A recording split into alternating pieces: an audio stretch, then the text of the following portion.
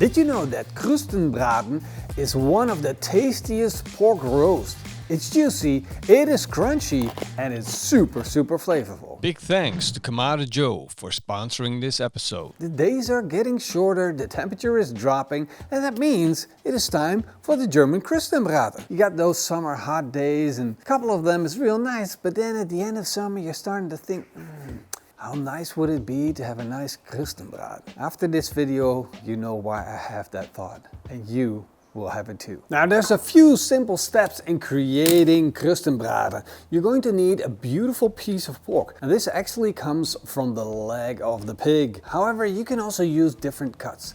The thing is, it's about a beautiful piece of pork meat, and you gotta have a good amount of fat and skin on it to turn it into a real Krustenbraten. Now, what I'm looking for is a crunchy bite on the outside, and therefore I'm going to score the skin.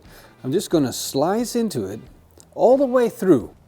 And once you made all the cuts, you have a checkerboard of pork skin. The reason why this is so important is because the meat will shrink, the fat cap will bulge up, and the skin will stand out. And then it will become more crisp. The fat will render down better and will make a super tasty Krustenbraten. The next step is to inject the Krustenbraten with a brine. You see, the Krustenbraten is like a ham, and therefore you gotta make a brine like this. That consists of 500 milliliters of water and 3 tablespoons of the Texas barbecue seasoning. If you wonder how to do this, then we've written it down on our seasoning jars, so you can do this at home very easily. And then take your injection needle and inject it into the pork. Every serious cooking shop will have an injection needle, and the goal is to keep on injecting until there is no more fluid going into the pork. At least not more than it's coming out again. I managed to get about a cup of brine into my pork. The rest is here on the dripping tray. And now I'm going to finish by seasoning the meat side of the pork. And therefore I will be using the PITMASTERX pork seasoning, of course. It's just going to give it a little bit more flavor on the outside, and it will give you that nice roasted ham experience. Now that looks about right, and it needs to go on the barbecue. I got my Big Joe already set up. I put in some charcoal, a couple of fire starters, and lit them up. And it's now steadily cruising at a temperature of around 180 degrees Celsius, which is around 360 degrees Fahrenheit.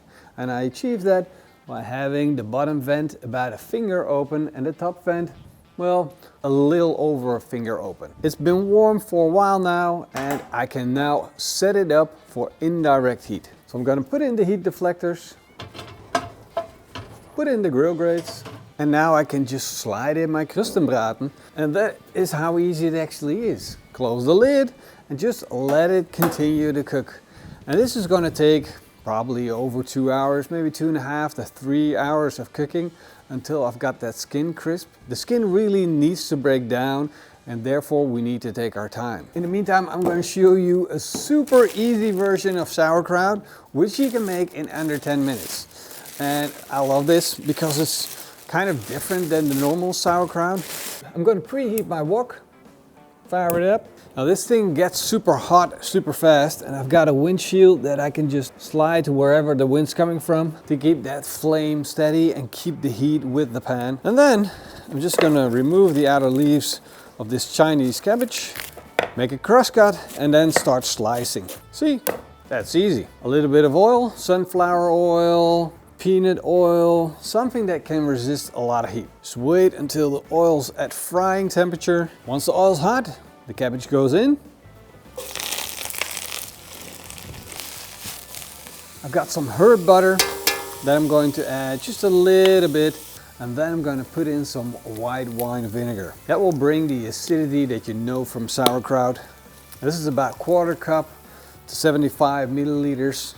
Let that steam a little bit until most of the moisture has evaporated. And that's the moment when you want to do a taste test. That's really good. I got the acidity that I'm looking for. I got the wine flavor. Now I need it to sweeten up a little bit, so I'm going to add some sugar. This is optional, but I know my kids like a little bit of sugar in the sauerkraut. Balances things out. Another taste test. Spot on. That's 2 teaspoons of sugar. It's been 2.5 hours, and whoa. Look at that. That is a thing of beauty. This thing is insane. What a thing of beauty. I'm just gonna take one of these blocks off just to demonstrate what I'm talking about. Oh, look at that. It just comes off. The science behind this is that this crust is built up in layers, which means you got the bottom layer that connects to the fat, and then you got all these small layers. It's not enough to just make the skin hard. You actually have to really cook it through and through until the skin is fully cooked, and that's when it becomes crispy and really enjoyable to eat. It should be like chips in your mouth. This needs to rest now, at least 20 minutes. Let's slice into the Krustenbraten. You ready for this? Ooh. You see the puncture holes from the brine? Those little spots there and there? And look at the smoke ring. Insane. We got a nice smoke ring here going all the way up. The skin's just falling off. That's how soft and tender this is now. Some sauerkraut, and then on goes our Krustenbraten. Look at how beautiful that is. A little bit of herb butter, flambe it. This is an absolute thing of beauty. Can't wait to dive into this. All right, now for the taste test, because I'm really extremely hungry. And with the smoke ring and a little bit of the smoke flavor, it becomes something spectacular, and I really hope you guys are gonna give this a try. As always, the recipe is on our website, PITMASTERX.com. See you guys next time.